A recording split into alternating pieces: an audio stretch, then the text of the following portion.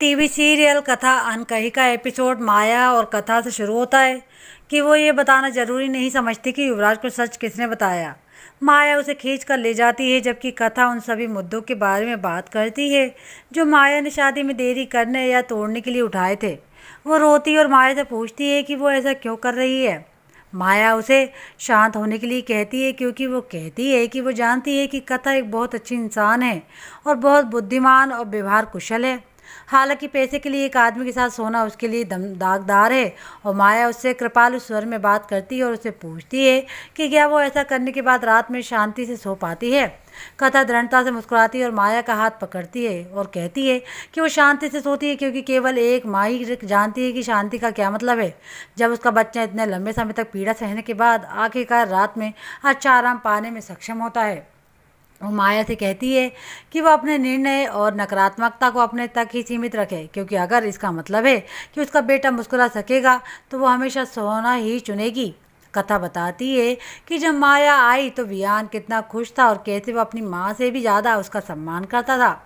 इस बीच जेल में कैलाश युवराज से पूछता है कि उसने जो किया वो क्यों किया और उसे पूछता है कि उसके साथ कोई जवाब नहीं है। हालांकि युवराज चुप रहता है जबकि कैलाश उसे 2 दिन में निर्णय लेने की बात कहकर वहां से चला जाता है।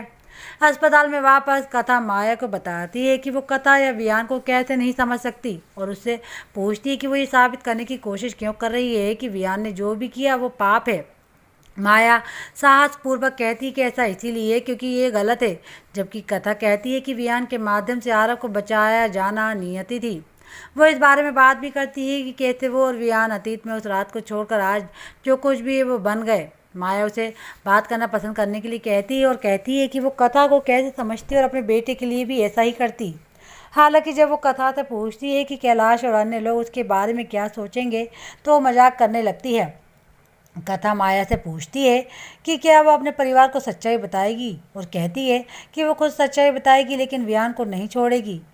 माया कथा को बताती है कि उसके लिए वियान से ज़्यादा महत्वपूर्ण कुछ नहीं और अगर वो अपने परिवार की शांति चाहती है तो वियान को छोड़ने के लिए कहती है।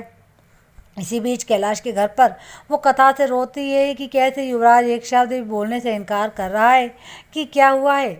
कविता रोते हुए पूछती है कि युवराज के वियान से लड़ने के पीछे क्या कारण है क्योंकि कैलाश कहता है कि अगर उसे पता चलेगा कि युवराज को उकसाया गया है तो वो किसी को नहीं छोड़ेगा। ये सुनकर रीत चिंतित हो जाती है। तभी आरव वहाँ आता है और उसे बताता है कि उसे नींद कैसे नहीं आती। दूसरी ओर कथा माया से कहती है कि वो वियान को नहीं छोड़ रही है या कहीं नहीं जा रही है क्योंकि उसे यकीन है कि अगर वह उन्हें सच्चाई बताएगी तो उनका परिवार उसे समझेगा। माया तेजी के बारे में पूछती है जबकि कथा उससे पूछती है कि अगर एकल माँ होने के नाते तेजी उसकी जगह होती तो क्या वह उससे भी अभी इसे स्वीकार करने से इनकार कर देती। कथा चली जाती है जबकि माया उसके पीछे जाती है और कहती है कि हर कोई उसे स्वीकार कर सकता है लेकिन जब आरव को सच्चाई पता चलेगी तो उसका क्या होगा।